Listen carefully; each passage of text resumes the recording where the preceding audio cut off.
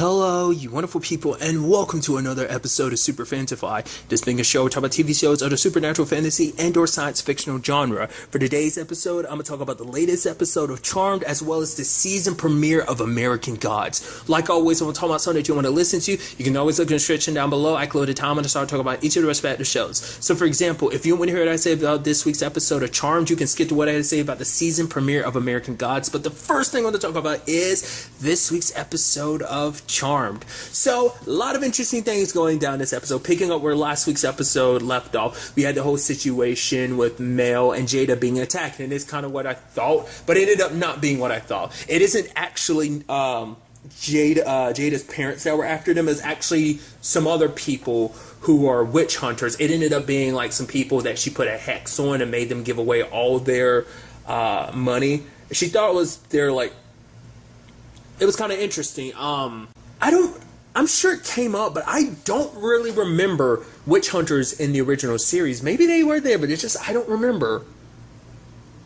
I'm really blanking on that. I really don't feel like I ever remember that being a thing in the original show. But it ends up bringing up a lot of interesting things because Mel is like, okay, so let me tell you about Nico. And it's like, wait, what? Whoa, that's crazy. Your ex had a new... It wasn't until I started watching this episode I started thinking like, whoa, what if we end up finding out the twist is that Nico's actually a witch hunter? Because the fact is she had a whole life those 2 years, so maybe she found out about magic and that's what this was all about. It's like, no, turns out that's not the case at all. Like, Nico did just kind of get duped into helping stuff like that. I mean, granted, there's always a possibility she could have just been playing along, but I feel like, no, like, at this point, it's like, it's fairly certain. It's just, so, I love it. We even find out, and I love what the direction you're taking Mel's story, and the fact is that she's falling more and more out of favor with the elders. I guess you could almost make the argument it's kind of reminiscent of Piper a little bit, because Piper had a problem with the elders because the elders kept her and Leo away from each other. So you can see the remnants of that, because Mel ends up finding out she didn't even have to undo the history that her and Nico had. She could have been with Nico, but there was because there's a smoke screen spell she could have done, but the elders never told her about it. And now it's like that's more proof of what they're keeping from her. And the most frustrating thing is, like, obviously, like, Mel's caught in that awkward place because, like, they let Nico know about everything. And she's like, well, don't worry, we're going to set up a whole trap and everything. It's like, don't worry, I'm going to help protect your girlfriend. It's this awkward situation where Mel's stuck, between her current girlfriend and her girlfriend who doesn't remember the time that they were together, that they were even a couple. That so common situation that we all find ourselves in from time to time. I love that, and just her being kind of awkward about it, because it's like her and Nico have so much history. It's like, oh yeah, the Cure album, oh, it's the best album ever, and then, like, Jada kind of mocking her a little bit about it, just because it's like, yeah, I get it, that's still kind of a fresh wound for you, and just seeing Nico just floods it all back, especially because she doesn't remember everything, so it makes it even harder. Like I said, that's something heavy and hard to live with, and that's heartbreaking all on its own. I'm surprised. I think Jada's very understanding, because she could have easily been, like, played into it a little bit more than she did. Also, heartbreaking for Mel too. It's like, oh yeah, like, apparently Nico is engaged and is going to be getting married soon, and it's like, oh, gut punch, because for Mel, it's probably like, that could have been me. I could have been married, happy, and in love. It's like, Jesus, dude, it's like, stab the dagger even deeper. Why don't you? It's like, man, that sucks. But it's interesting because, kind of getting away from that for a little bit, is that, Jada ended up showing Mel kind of help her in expanding her powers. That was so dope. Basically, she can manipulate time a little bit more, like, which I was, like, so curious about, like, expanding upon their powers and stuff like that. We've seen Maggie do it, like, when they went up against Alistair. Now we're seeing this. It's so interesting, because I don't remember Piper's powers of freezing time ever expanding like that to the point she can kind of manipulate time like that, reverse it, and kind of fast forward it like that. I do remember there was that episode that, like, Piper froze time in the entire world. I think that was, like, the only time of an instance like that. So I'm wondering, will Mel ever get another ability on top of it? Once again, the whole blowing up shit thing, or is it just like the expansion of her main power of time? Like, is that just going to be like, it's just that main power just gets expanded upon? Which, even if that is the case, that's so dope, because she ended up, like, rusting that ring like that, and then ended up bringing back the escape oil they needed. It's like, that's so dope. I mean, obviously she's working it on a smaller scale, but then eventually it's going to get to the point probably where she's going to use it on a bigger scale. She might even, I don't know if she's going to feel the need to rewind time. There might be a case where she needs to do that. Granted, we know what ends up happening when you end up reversing time. There are major consequences for that. That's stuff that's come up before in whether it be the Cole situation where he completely rewrote reality just so that him and Phoebe were together, or that time that things, you know, when God, was it the Avatars that I'm blanking, Leo was working with, and he was almost about to die, so they had to rewind time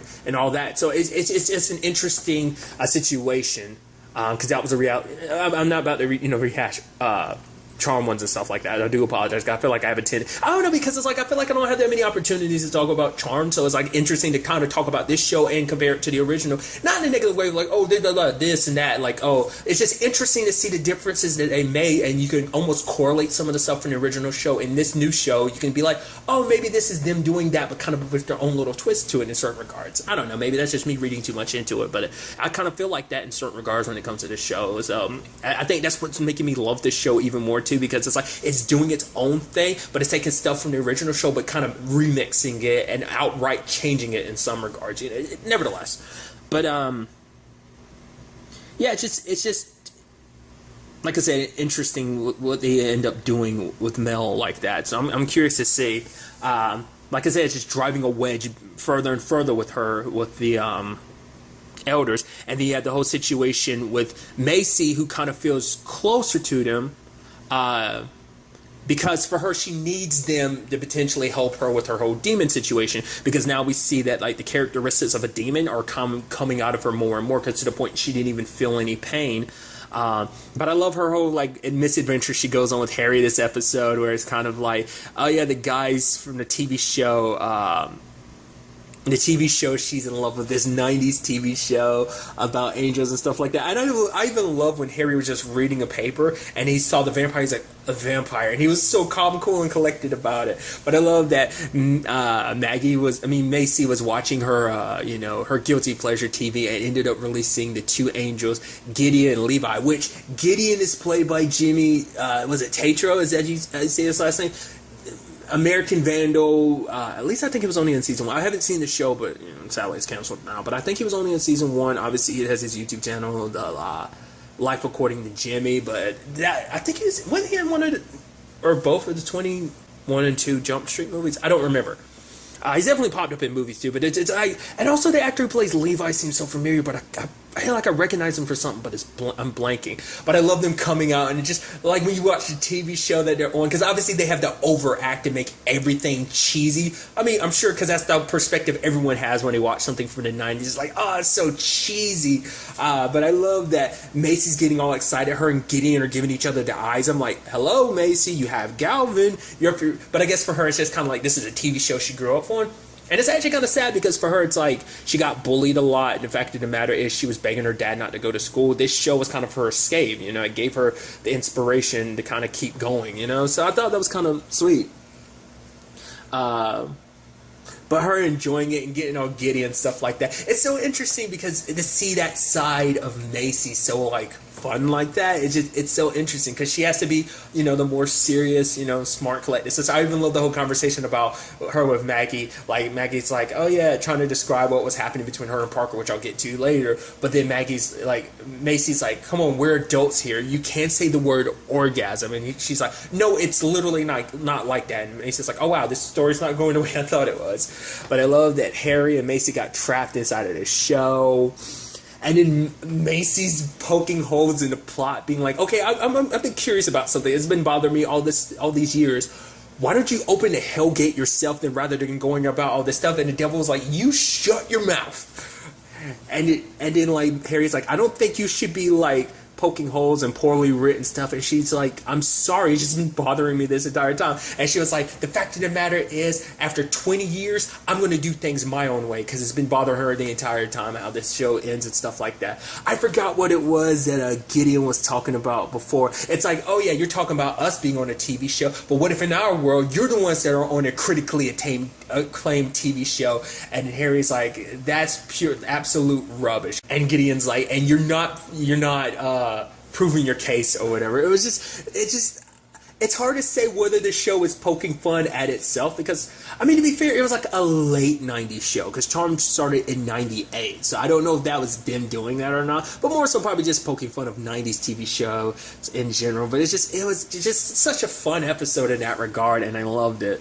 I even love Macy saying, well, no shit, and getting bleeped, and she's like, oh, right, wholesome, TV standards back in the day and stuff like that.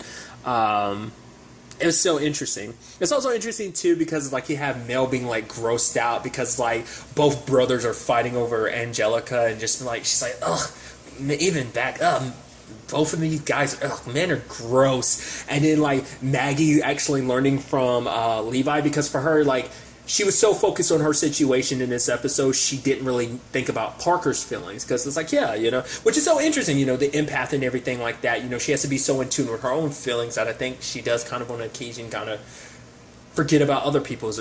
I mean, at least Parker's, just because it's just it's an insecurity situation. But like I said, I'll get to that in a second. But I do love that they ended up saving the day and everything.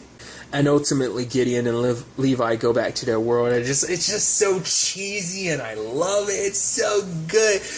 It seems like, at the very least, it seemed like that was Harry at the end listening to music from the TV. He's like, no, it's an award-winning documentary. Mel's like, what? He's like, never mind.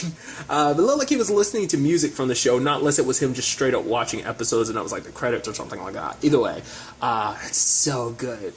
But since we are talking about it, we have Maggie and Parker trying to do their thing, and then boom, he gets blown away. I was like, oh, is that some like to me, I was like, is that supposed to be like some like chastity situation? Is that like some like magic chastity or something? But it's like, no. Well, because I was thinking, because I forgot like to think about it, because I was like, Macy was the only virgin, so I was like, yeah, Maggie's not one, is she? Because yeah, that never came up, so I was like, yeah. I was wondering if it was something like that, but it's like, no, it's not. It's just because both of them kind of had their own, because, Maggie on some level was still afraid, just like, Parker's demon side coming out, kind of ruining her life again, and then Parker was like, yeah, I'm just not into this and stuff like that. So, yeah. I even love that Macy talked about her and Galvin, and it's like, yeah, she kind of lost control of her powers and levitated the whole bed. It's like, whoa, that's crazy. And, it probably adds a level of kinkiness to it, too, in a way. I don't know. That's just where my mind goes.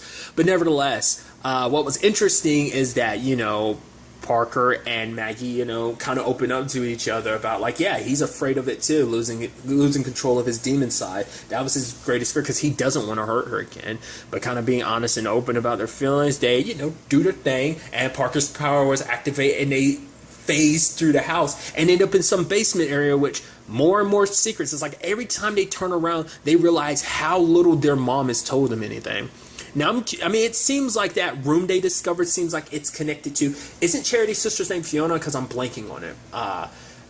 But basically, it seems like one of the markings on that place glows, and, we see Fiona kind of wake up, and she's got the same symbol on her head. So is that tied together? Because maybe that has something to do with why Fiona was thrown in Tartarus in the first place. Because remember, Charity made it seem like she died, because even Harry's under the impression that she died. But, the elders probably all worked together to lock her up. And let's not forget, Marisol was one as well. So maybe those are all ties to, like, buying Fiona's powers in some shape or form, or at the very least, whatever it is that Fiona's trying to get access to, like whatever she's trying to do is connected to that. So I don't know, because it's interesting, because even Mel, because obviously she doesn't support, Macy, which is sad because like Macy was actually worried about choosing the elders to help her with her demon situation because she knew it caused a rift between her and Mel, and it's like she doesn't want to go back to the way their relationship was when they first met each other.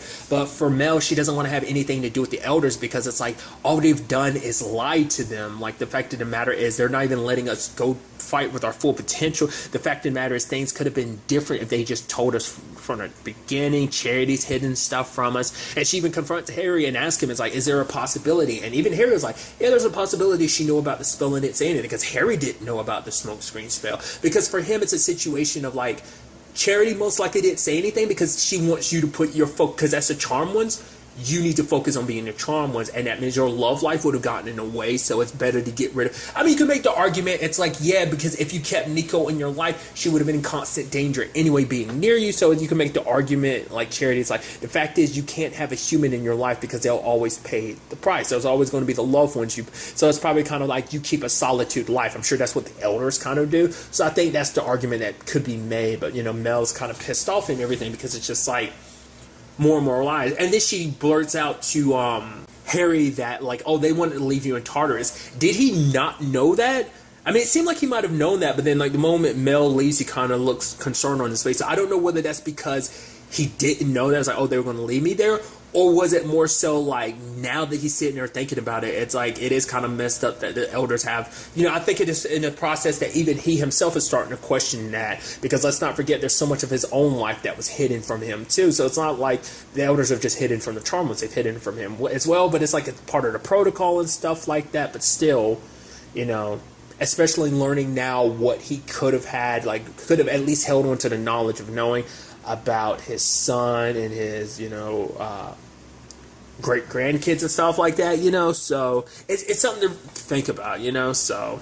But I'm very interested to see, like, obviously, like I said, this is causing a bigger and bigger divide, not just amongst the charmed ones too, because now Mel is siding more and more with the Sarkana. It's not like Macy is 100% choosing the elders. It's just kind of like she feels like they might be able to help more with this situation, but to be fair, maybe they'll try and take advantage of it. And it's not like, I don't know, who's to say you can 100% trust the Sarkana either? Like, obviously, but for Mel, it's like Jada hasn't lied to her. But I mean, just because Jada hasn't lied to you doesn't, because even Jada could just be kind of, sipping the Sarkana Kool-Aid. So she might wholeheartedly believe what they're doing and might not realize how wrong it is, So, but it's definitely going to be interesting to see how things kind of progress from there. And then there's also the whole Galvin thing. We kind of it gets referenced in this episode, the whole thing of like, oh yeah, when it's all said and done, he's still out there trying to find a cure for her on that front as well. So, but as we can tell, things with Macy are getting worse and worse. So it's going to be interesting to see how that ultimately all plays out. I'm very interested to see what the next episode has in store for us. And now moving on to the season premiere of American Gods. A great premiere. A lot of interesting things that went down, so we got to break this down. First and foremost, it's so interesting seeing Mads, Wednesday, Shadow, and Laura all in the same car. It's like, I guess Shadow and her didn't really have the whole conversation, because I feel like he'd be a little pissed at Wednesday if he found out. It's like, oh yeah, he orchestrated everything, you going to jail and everything. But I guess Laura can't really say anything, or maybe like Mads told her not to say anything, because if Wednesday gets pissed, you kind of don't let Wednesday get his way. He wipes everything out. Maybe he's threatening Shadow's life too. I don't know. I mean, I wouldn't think he'd threaten Shadow, considering he needs Shadow, because Shadow's kind of like the antithesis of everything. Because if he can get that one person to believe it, that was kind of the whole point of season one. It's like, get this one person to believe, it shifts everything in your favor to a certain degree, or at the very least it gives you a huge jump start.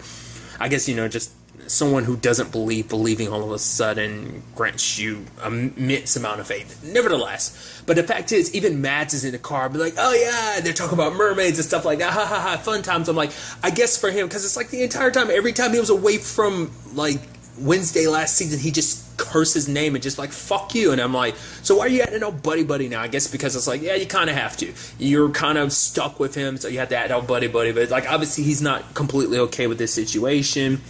It's the gathering of the gods. We kind of finally got here. It actually kind of surprised me that Bilquis was there first. So I was like, I thought you were there to stop things. But I guess her whole point is to kind of like, she was meant, I mean, I guess in the long run of things, she was just meant to be there to kind of find out where everyone was, kind of pinpoint their location. And I guess that's all that was. It's interesting. it's not like she really 100% sides with the new gods. Maybe it's just the tech kid she really doesn't like. Like, she doesn't like owing him. But I think she does. I don't know. It seems like there's probably, like, there's give and take with the whole situation. Because she knows she owes the new gods, obviously, from last season. So it's like, I don't know. It doesn't seem like she took any enjoyment out of doing what she did. But it is interesting. I do love, like, when the fortunes end up getting pulled, and you have, like, Wednesday being like, oh, that's funny, woo! And Shadow's like, what does it say? He's like, everyone's fortune's their own fortune. And when Shadow gets his, it says he has no lucky number, and his lucky color or favorite color is dead. And it's like, was that supposed to be kind of a reference to Laura? And I love Nancy being like, it's a fucking wax fortune teller, dummy, you dummy. Side note, Nancy talks a whole bunch of shit, dude. I love that. Especially later on after they had that carousel moment. And he's like, so did we go on the carousel, Nancy's like, what fucking carousel? I love that. It's so trippy because it's hard to say. And I guess that's the whole point of this. Because it seems like Shadow is on the cusp of believing. Like, it seems like he still doesn't know. Like, his belief isn't still shifted over to 100%. He still wavers a bit here and there. But it's enough to kind of stick things in Wednesday's favor at the very least. It seems like amongst the gods, only like a handful actually showed up. It's like a dozen, including Belquist, who wasn't invited. Astara decided not to show up because it's like, and Nancy was like, what do you expect?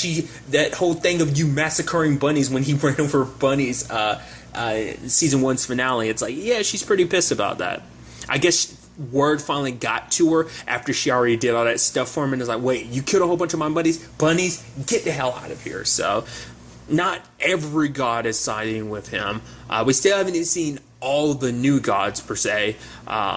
It seems like that last jolt Wednesday gave Mr. World last season kind of messed him up a little bit. Also, like, the Wiz kid, you can tell the tech kid is kind of pissed because he kind of gets like, when Mr. World is like, oh, we need to find, like, was it media? Is that what he called him? And it's like, the tech kid is kind of stuck, I guess, doing, like, the grunt work. It's like, no, let's go and wipe him out. But it's like, no, we're going to prepare. And when we do, we're going to wipe this world free of everything that would even resemble Wednesday's name, even his mention. I love that, because it's like, I think, because, I mean, that's Wednesday's biggest fear. I mean, that's any god's biggest fear, to be forgotten. So it's like, to wipe someone out to that extent, like, Mr. World's not playing anymore. It's like, hey, he wanted this war, and, well, he got it. So that's interesting. The fact is, Laura couldn't get her fortune read. Is it just because she's dead or what? I love Mad. Still unlucky. Tried to throw a cigarette out the window. It came back and burned him. I love that. It makes you wonder, will he ever get that coin back? I mean, because him getting that coin back means that Laura died, which we know, since it was God interference, like, she can't ever come back. I mean, typical means. Not typical means, but it does make you wonder, like, is there any way to resurrect her?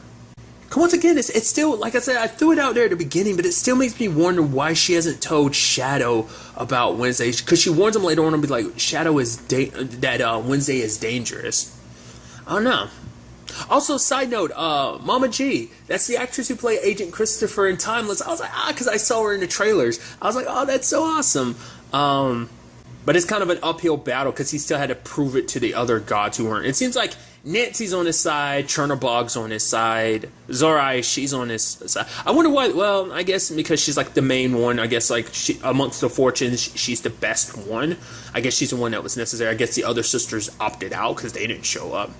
There's also that coin that the other sister gave Shadow last season. Like, he's fiddling with it this episode. It's supposed to be like the moon. It's like, you had the sun, now he has a moon. Is the sun supposed to be Laura? Just because every time Laura looks at him, she sees the light. It's such an interesting thing. Especially everything that Shadow brought up this episode when he was talking to the gods. He was like, have faith in Wednesday. The fact of the matter is, he was there for me when I had nothing. Which is funny because he's literally the reason you have nothing. And you put so much faith in him.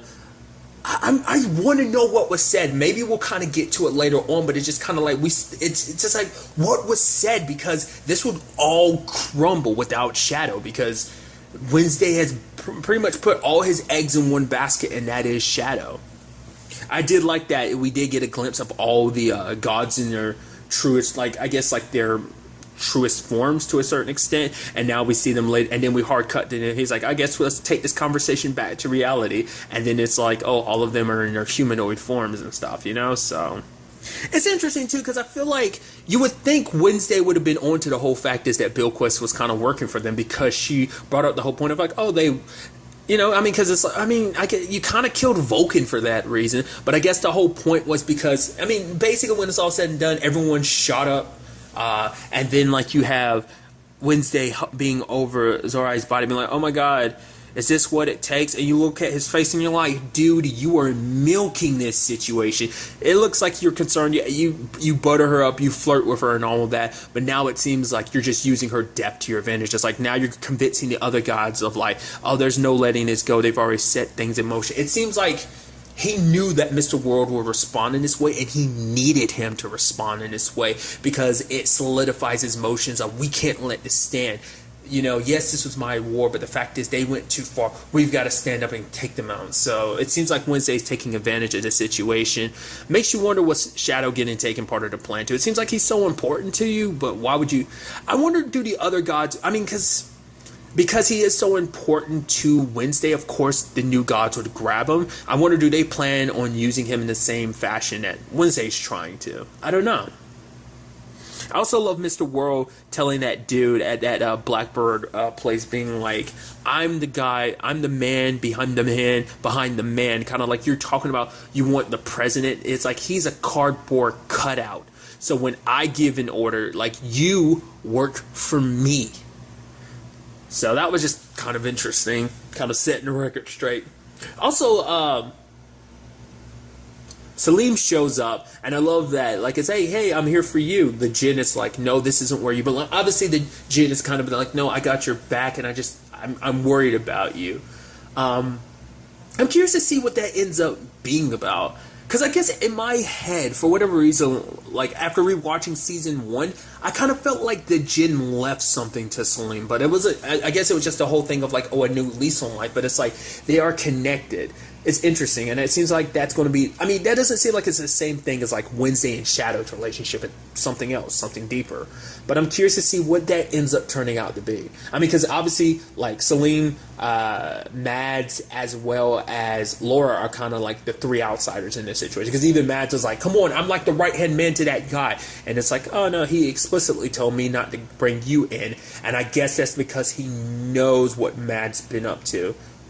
Because let's not forget, Mads has had a chance to kill Laura. He could have let her die last season, but he didn't. So I think Wednesday's kind of holding that grudge against him. So it's like, no, I'm not going to let you near me right now. You can tag along, but I'm always going to be nearby to make sure you're not running your mouth about something, doing stuff you ain't got no business doing. I don't know. That's how I chalk that up. I'm also curious because it seems like I think it's Mr. Town is the one that was shooting, right? I'm just throwing it out there. I could be 100% wrong. What if that turns out to be Robbie? I don't know, man. I feel because they went through the point of hiding Mr. Town's face, but I don't know. I mean, I guess it could just be a code name because I just feel like they only give that to gods. I mean, not unless he's in a similar situation to Laura, but it's like not unless his situation is different. I don't know. I mean, I guess because that's like I said. I'm just randomly throwing it out there. I feel like it has to be someone that they know, considering his face is covered up. Like I said, I'm probably 100% wrong on that, but it just for whatever reason in the back of my head I was thinking that. I mean, because I guess because it's like he's such a non-important character because like the biggest focus has always just been on Laura, you know. And it's kind of interesting because she just got Shadow back, and now he slipped through her fingers again. And now it's a situation because she tried to warn him. And I like that conversation between her and Mads. She's like, the fact is that's not my puppy. The fact is that Shadow's kind of caught up in it and everything. And I guess that's what Wednesday wanted him isolated. Even though Laura is there, it's just because he's lost everything and Wednesday gave him all of this, he's almost indebted. And it's like he's almost got blinders on because it's like, oh, look at all this flashy world that you've brought me in. And it kind of, you know, leaving his old life behind, which includes Laura, and Laura's kind of like, he's still my puppy nonetheless, but Mads is like, no, he's Wednesday's now. The fact is, it's not so good having something stolen from you, is it?